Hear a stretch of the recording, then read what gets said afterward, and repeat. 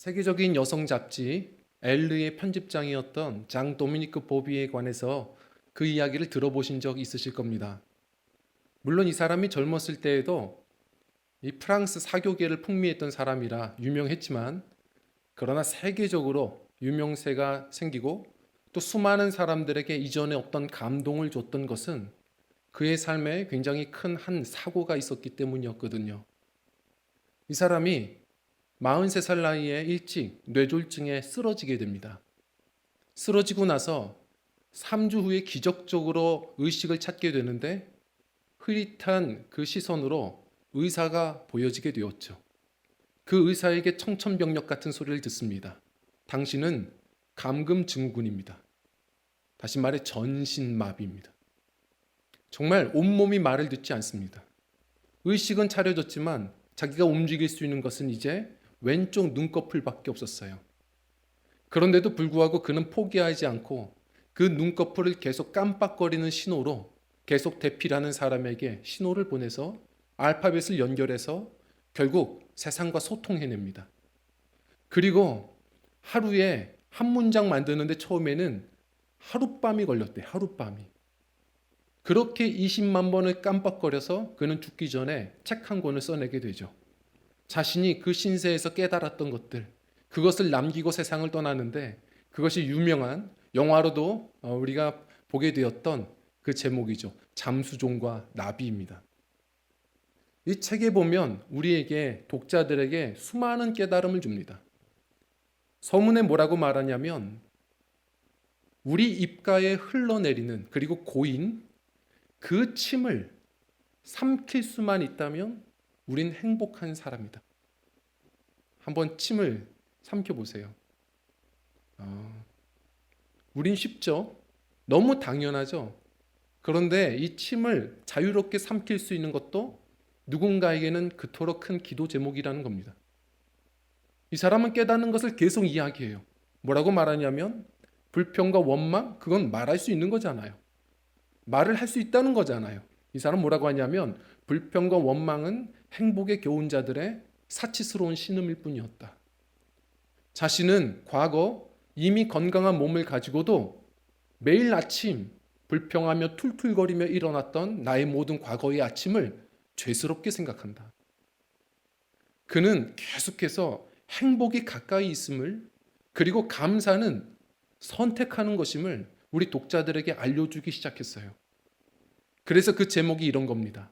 자신의 육체는 누가 봐도 저 깊은 다이버들이 갇히는 다이빙벨이라고 하죠. 잠수종. 잠수종에 갇힌 신세가 되었지만 자신은 그 어느 때보다도 나비이다. 그리고 나비이고 싶다. 그걸 이야기하는 겁니다. 그래서 이 사람은 첫 문장은 죽고 싶다였지만 마지막 문장은 뭔지 아세요? 감사합니다입니다. 우리에게 참 다양한 이야기, 깨달음을 주는 책이에요.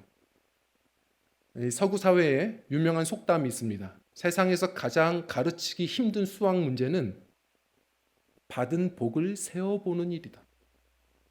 사람은 얼마나 죄성이 있는지 받은 게 이미 너무 많은데도 항상 없는 것 살피고 비교하며 부족한 것 가지고 원망하는데 우리는 늘 분주하다는 겁니다. 하나님이 우리에게 주신 게 참 많거든요. 특히 우리 그리스도인들은 기억해야 합니다. 성경은 어떤 다른 종교의 책보다도 감사라는 단어가 많습니다. 그래서 기독교 하면 감사의 종교라고 말하는 거거든요. 바울 사도는 뭐라고 말해요? 너희들 감사해가 아니라 그리스도인은 감사자가 되어야 한다. 우리는 그저 감사맨이 되어야 된다는 겁니다. 그런데 불구하고 우리는 여전히 기독교라고 말하면서 사실은 원불교입니다. 원망, 불평만 해요. 우리 주님 앞에 오늘 이 추수감사절 감사를 배우는 시간입니다.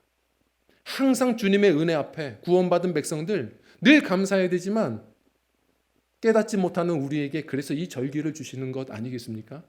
이 절기는 한마디로 쉽게 이렇게 설명드리면 됩니다. 하나님 아버지가 우리 자녀들에게 하시는 말씀이에요.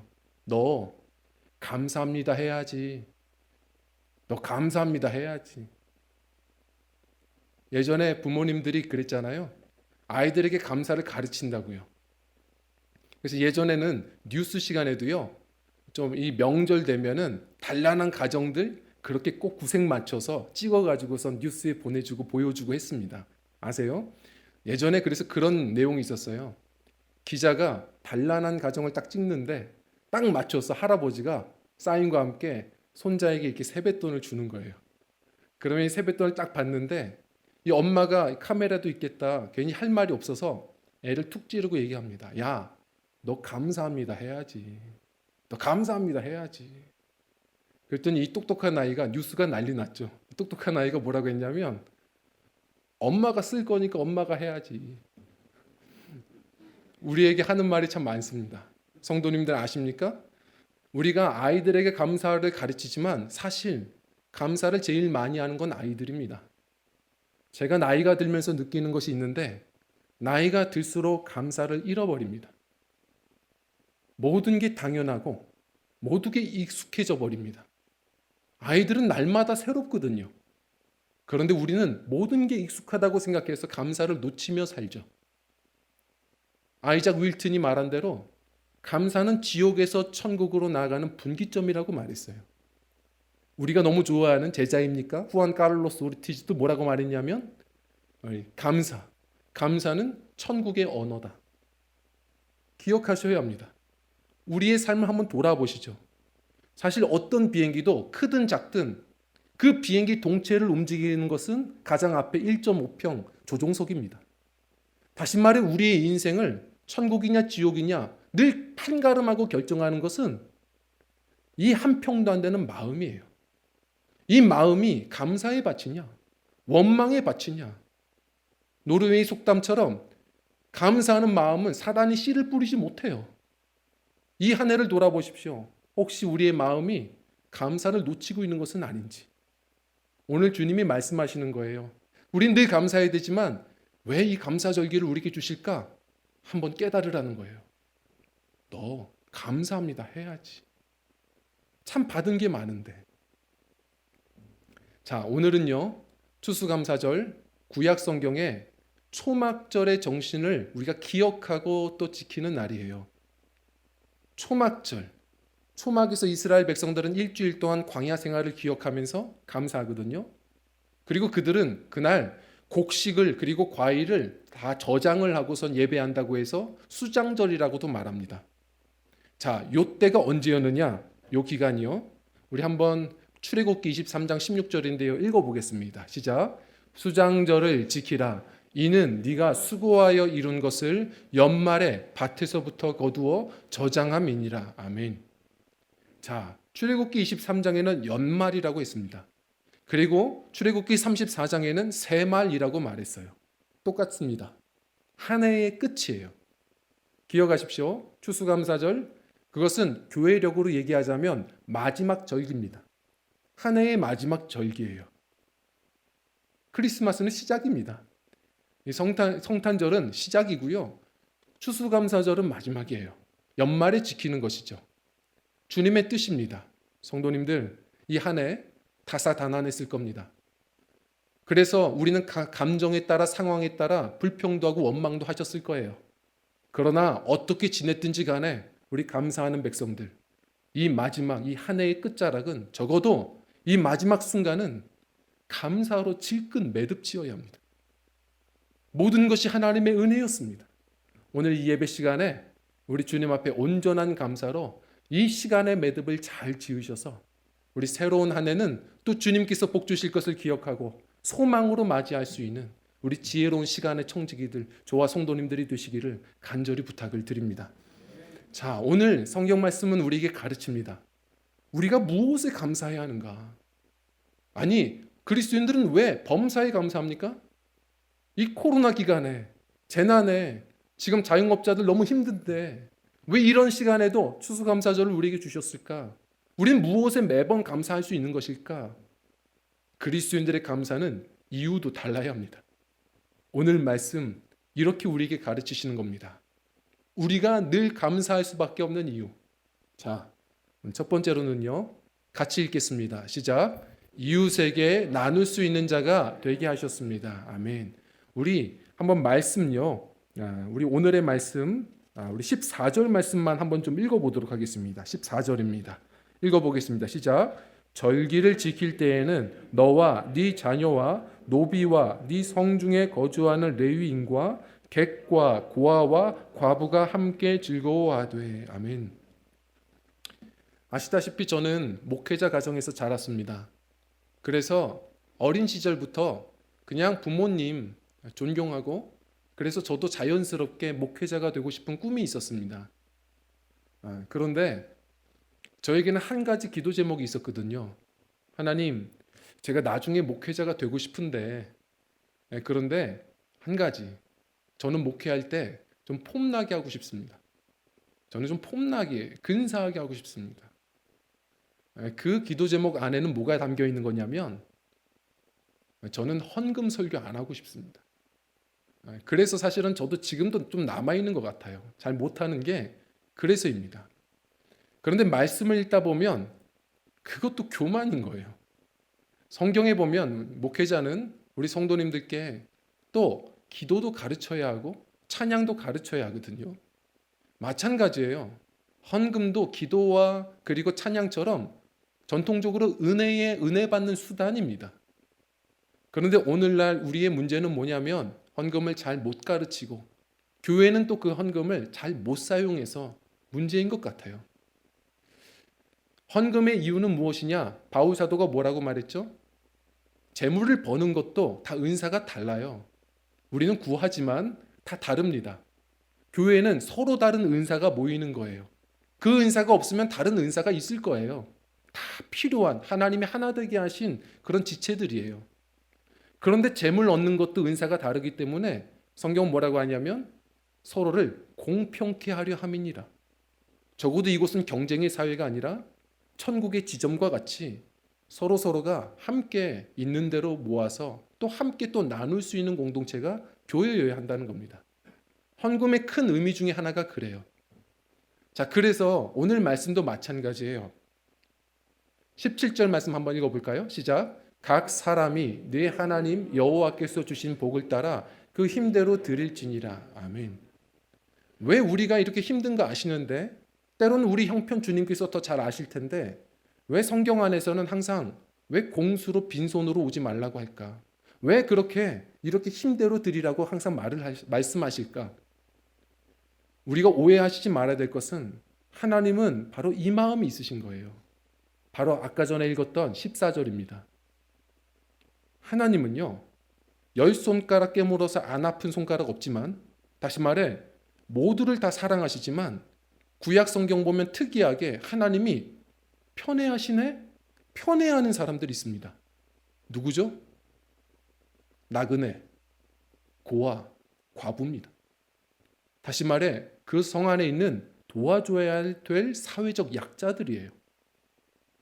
교회는 그리스도의 몸이라면 정말 그리스도의 마음으로 그들을 사랑하고 섬기는 일을 해야 한다는 겁니다. 그래서 항상 말씀하는 거예요. 진짜 감사냐? 우리가 지금 얻은 이것이 주님이 주신 것입니다. 감사하는 축제냐? 그러면 너희만 즐거우면 안 된다는 거예요. 오늘 말씀처럼 특히나 추수감사절은 감사를 배우는 시간 아닙니까? 모든 게 주님의 것입니다. 한번 배우는 시간이고 선포하는 시간이잖아요.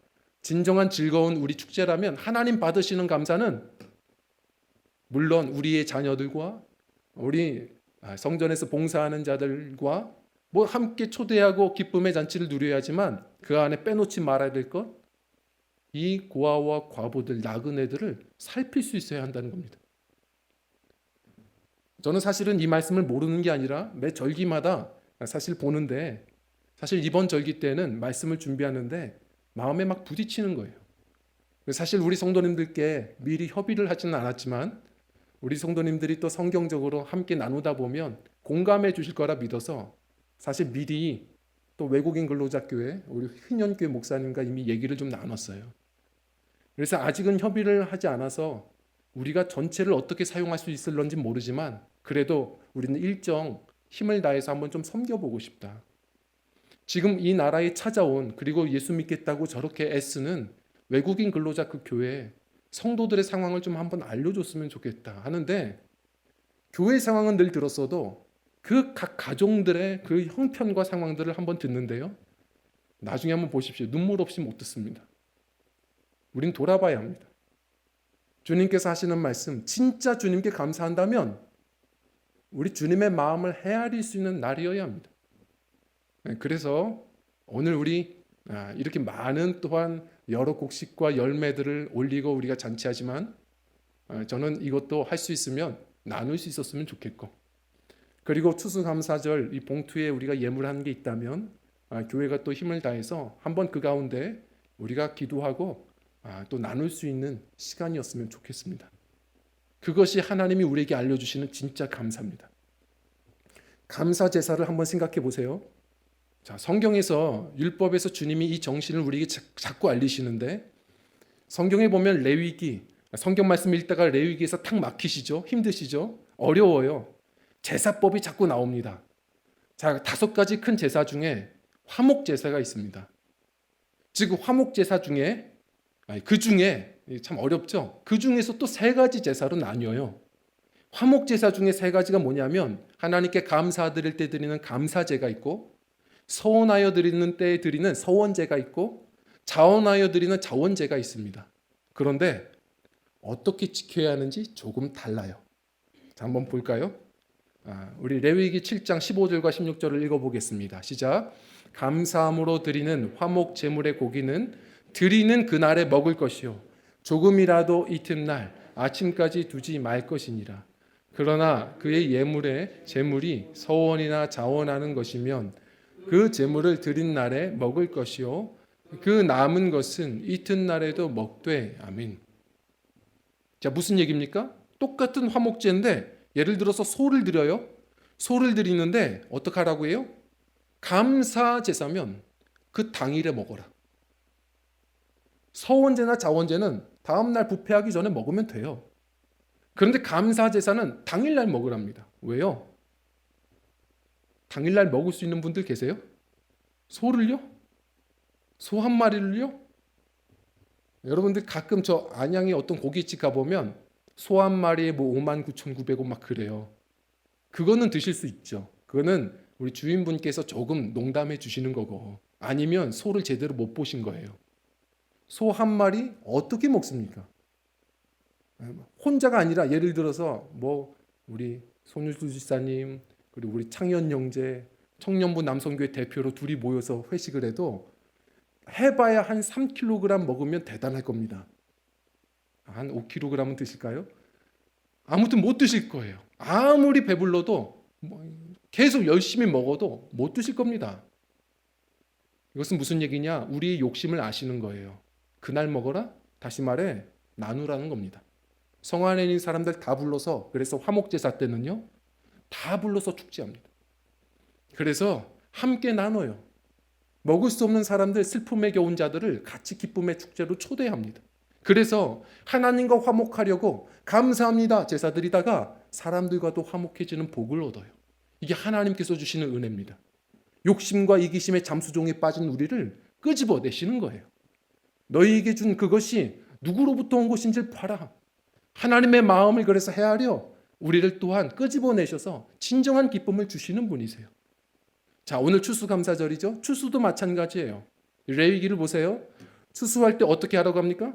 신명기부터 계속 보세요. 어떻게 나오냐면 이런 내용이 있어요. 너희가 추수할 때에 밭에 내 귀퉁이는 추수하지 말아라.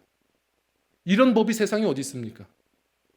그리고 너희들 안에 있는 걸 추수할지라도 이삭이 떨어지면 줍지 말아라. 이런 법이 세상에 어디 있어요? 하나님의 마음을 읽으셔야 합니다. 뭐라고 이야기하죠? 배고파 굶주리는 나그네들이 먹고 살 수 있도록. 그래서 보아스라는 사람은 그대로 순종했을 뿐인데 이삭 떨어진 자기 밭에 누가 와요? 신부감 룻이 오잖아요. 명문 가정을 이루잖아요. 하나님은 보고 계세요. 제가 지난 여름에 보니까 이 코로나 재난 때문에 국민들이 답답한 것 좀 시원하게 해주려고 하는지 좀 전성기 스타, 예전에 지냈던 스타들이 셋이 모여가지고 싹쓸이라는 팀이 있었어요. 아시죠? 싹쓸이. 세상 사람들은 싹쓸이 하니까 시원하죠. 시원해요. 저도 듣는데 시원하더라고요. 그런데 하나님은 싹쓸이 안 좋아하세요. 조금 어리석어도 남겨두는 것, 흘려 보내는 것, 하나님은 그걸 원하세요. 오늘 보면 너무 이쁜 이렇게 화병이 있고, 오늘 추수감사절기 때문에 또 우리 여선교회에서 지혜롭게 이쁘게 잘 하셨어요. 그런데 이거 말고도요, 점점 제가 요즘에 놀라는 건 성전에 오면 놀래요. 점점 갈수록 화분이 많아지고 이게 꽃들이 많아지고 그래요. 이 제 실력일까요? 천만에요. 저는 놀랍니다. 저는 화분 선물을 주셔도 3일 만에 죽일 수 있는 힘이 있어요. 저는 그런 달란트가 있습니다. 절대로 이런 거 관리 못해요. 누군가 보면 항상 새벽에 오셔서 기도하시고, 우리 최종자 권사님 물 주시고, 또 화분 가지고 가셔서 햇볕 쐬어주시고, 제가 죽이면 다 살려놓으세요. 신기하죠? 어떻게 이런 열정이 있으실까? 어떻게 이런 열정이 있으실까 했는데, 제가 조금은 이번에 배웠어요. 저희 가정에 키우는 앵무새가 있는데 죽어가요. 갑자기 죽어갑니다. 저는 사실 구경만 했어요. 그런데 온 가족이 달라붙어가지고 막 애를 깨우고, 그리고 밥을 먹이고 물을 주고 막 그렇게 하는 거예요. 결국 그러더니 얘가 살았어요. 사니까요, 전 구경만 했는데 그렇게 기쁘더라고요. 성도님들 아십니까? 세상에서 가장 큰 기쁨은 뭐라고 하죠? 내가 사는 기쁨보다 남을 살리는 기쁨이라고 해요. 우리 주님이 우리에게 알려주시는 거예요. 예수님이 그러셨던 것처럼 우리 또한 한 손에 복음 들고 한 손에 사랑 들고 우리가 사람 살리는 이 기쁨 누릴 수 있는 그 공동체들이 되어야 합니다. 우리 안에 이 잠수종, 욕심과 이기심에서부터 나와서 우리 하나님을 사랑하고 이웃을 사랑하며 참된 감사의 삶의 제사를 드릴 수 있는 우리 저와 성도님들, 주님의 마음을 기쁘시게 하는 우리 귀한 드림 공동체가 되기를 간절히 부탁을 드립니다. 그리고 두 번째로는요, 우리는 무엇에 감사를 해야 할까요? 우리 한번 읽어보겠습니다. 시작. 축복의 뜰 안에 거하는 자가 되게 하셨습니다. 아멘. 우리 말씀 한번, 우리 15절 말씀을 읽어보려고 합니다. 읽겠습니다. 시작. 너는 이래 동안 네 하나님 여호와 앞 절기를 지키고 네 하나님 여호와께서 네 모든 소출과 네 손으로 행한 모든 일에 복 주실 것이니 너는 온전히 즐거워할지니라. 아멘. 너는 온전히 즐거워할지니라. 왜 이렇게 말씀하실까요? 온전히 즐거워하지 못하는 사람들이 있었어요. 절기에 와서 어쩔 수 없이 제사는 드리는데 우리와 똑같을걸요? 툴툴거립니다. 이번 한 해는 내가 흉년이었는데, 내가 원하는 거 얻지 못했는데 어떻게 다 감사가 있겠어요? 절기는 지키지만 그 안에 툴툴거리는 사람들도 많았어요. 그러나 주님 말씀하세요. 온전히 즐거워해. 왜요? 오늘 말씀 재밌지 않아요?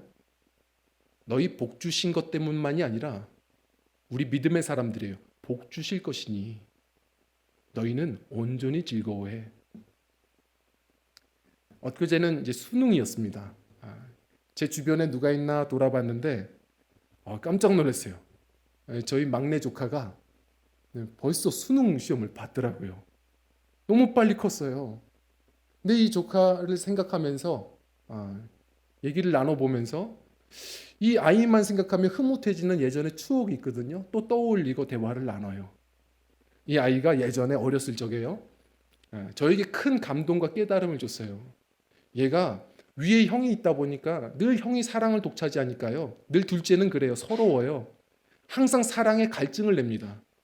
그러니까 얘는 자꾸 엄마한테 계속 들어주니까 떼를 써요. 엄마 축구화 사줘, 엄마 자전거 사줘, 엄마 팽이 장난감 사줘. 제가 듣다가 삼촌이지만, 삼촌이 지금 생각해보면 돈 주면 되는데 혼을 냈어요.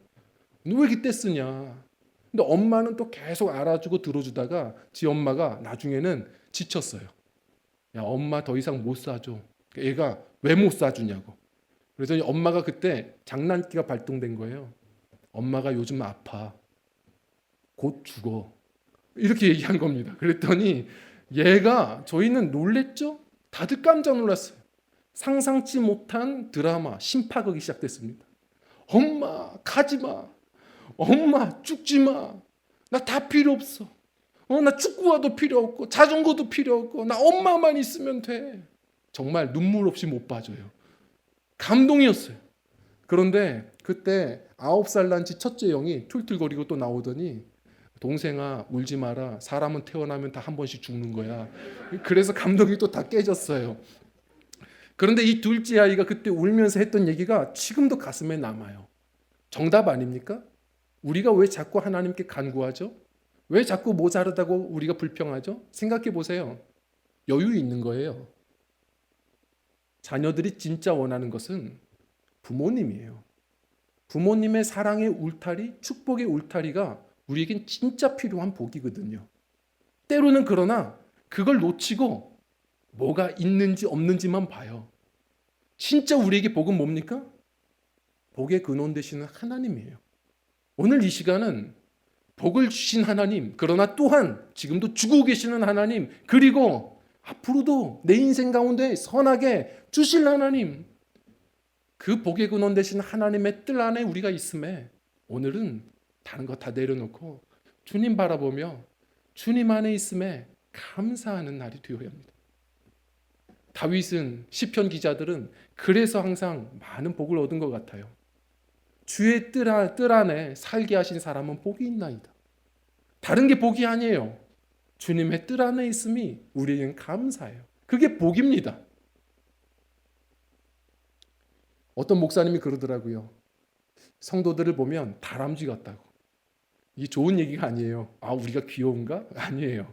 세상에서 가장 어리석은 동물 중에 하나가 다람쥐라고 하지 않습니까? 왜요? 지금 이 계절에는요, 제일 바쁜 동물이 다람쥐입니다. 성실은 해요. 근데 머리는 안 좋아요. 얘가 그래서 하루에 적어도 20개 이상의 도토리를 땅에 심는데요. 성실하죠. 땅에 다 저장해요. 겨울에 먹고 살려고.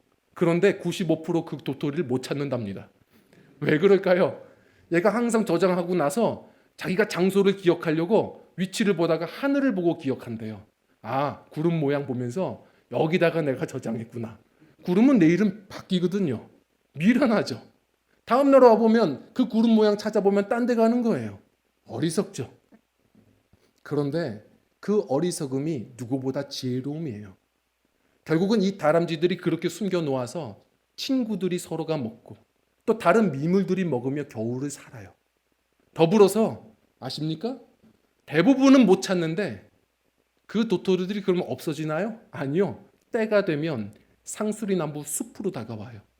그래서 다람쥐들이 많은 곳은 늘 울창하다고 말합니다. 더 많은 다람쥐, 도토리로 다가오는 것이죠. 우리 하나님을 믿는 주의 백성들은 기억하셔야 합니다.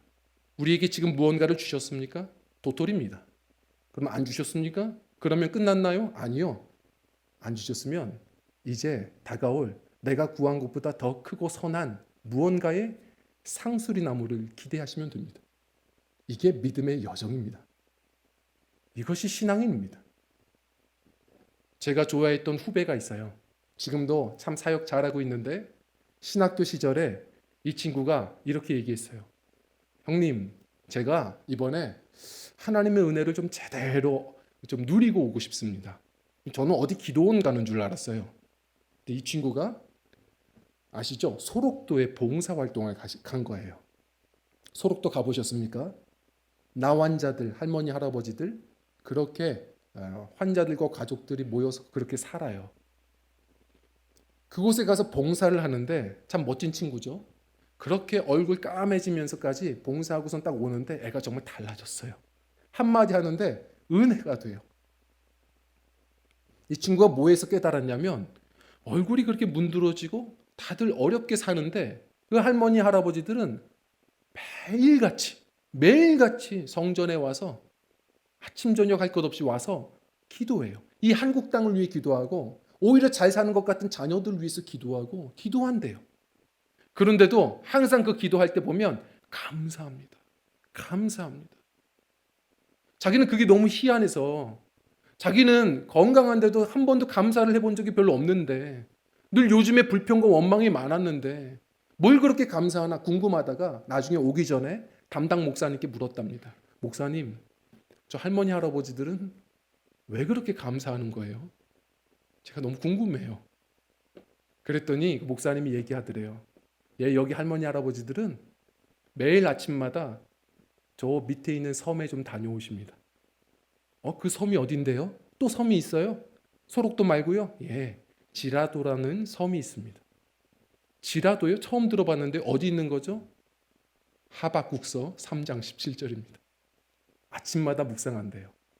우리 한번 읽어볼까요? 시작. 비록 무화과 나무가 무성하지 못하며 포도나무에 열매가 없으며 감람나무에 소출이 없으며 밭에 먹을 것이 없으며 우리의 양이 없으며 외양간에 소가 없을지라도 나는 여호와로 말미암아 즐거워하며 나의 구원의 하나님으로 말미암아 기뻐하리로다. 아멘. 아무것 없을지라도 무엇이 있으면 있어서 그러나 그것이 없으면 없을지라도 나는 나의 여호와로 인하여 나를 이미 구원해 주신 그 구원의 하나님으로 인하여 오늘도 기뻐하고 감사합니다. 이 하박국서의 이 고백이 우리 할머니 할아버지들의 신앙이라는 겁니다.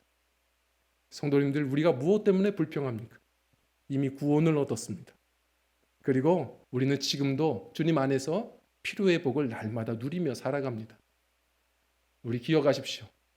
크든 작든 우리가 이렇게 모여서 예배하며 예물 드리며 나눌 수 있게 해주신 은총도 감사이고, 그리고 있으면 있는 대로 없으면 없을지라도 여전히 선하신 나의 인생의 주관자 우리 복의 근원 되신 하나님의 울타리 안에 있음에 오늘도 우리가 감사하는 겁니다. 사단이 씨 뿌리지 못하는 그 마음으로 다시 승리하시기를 원합니다. 이 한 해의 마지막 절기 감사로 매듭 지으시길 원합니다. 욕심과 이기심 그리고 슬픔과 우울함에 바로 이 잠수종에 갇혀있는 우리를 끄집어내시는 하나님의 그 은혜의 말씀을 기억했으면 좋겠습니다.